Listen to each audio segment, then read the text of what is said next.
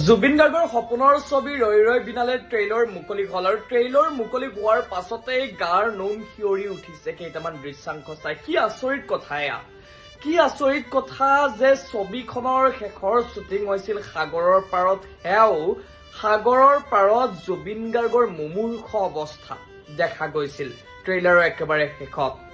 আৰু সেয়া আছিল শ্বুটিঙৰ শেষ, আৰু সেয়া আছিল জুবিন গাৰ্গৰ জীৱনৰ বাস্তৱতো শেষ।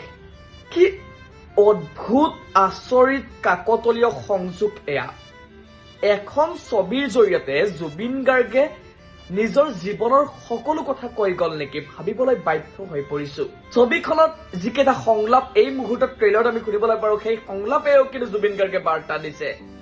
আৰ্টিষ্টৰ পলিটিক্স ৰাইজৰ বাবে, ৰজাৰ লগত নহয়, ৰজাৰ বাবে নহয়। এইখন এখন কেৱল চিনেমা নহব, এইখন হয়তো জুবিন গাৰ্গৰ জীৱন হব।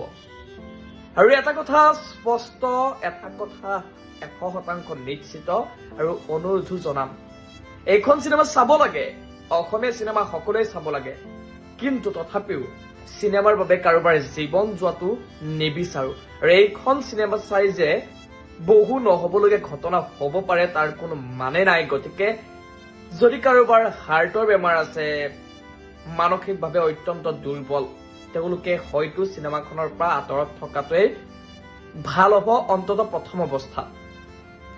চিনেমা হলত এটা কি ধৰণৰ পৰিৱেশ হ'ব সেয়া নকলেও সকলোৱে অনুমান কৰিব পাৰিছা যে ট্ৰেইলাৰ মুকলি হোৱাৰ লগে লগে প্ৰত্যেকজন অসমীয়া এক প্ৰকাৰে পাগলৰ দৰে হৈ উঠিছে। ছবিখনৰ ভিতৰত জুবিন গাৰ্গক বৰ বেলেগ ধৰণে আৱিষ্কাৰ কৰিছে, ময়ো কৰিছো। আচৰিত, বুজাব নোৱাৰা কথা। এখন চিনেমা যিদৰে শেষ হল, সেইদৰে জীৱনটো শেষ হৈ গল।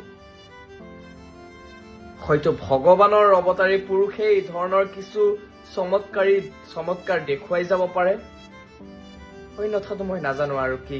কিন্তু ৰৈ ৰৈ বিনালে চাম, প্ৰথম দিনাই চাম, টিকট পাও নাপাও নাজানো, কিন্তু চামেই চাম। আৰু সকলোৱে চাওক ৰৈ ৰৈ বিনালে, কেৱল ষ্ট্ৰং হৈ আহিব।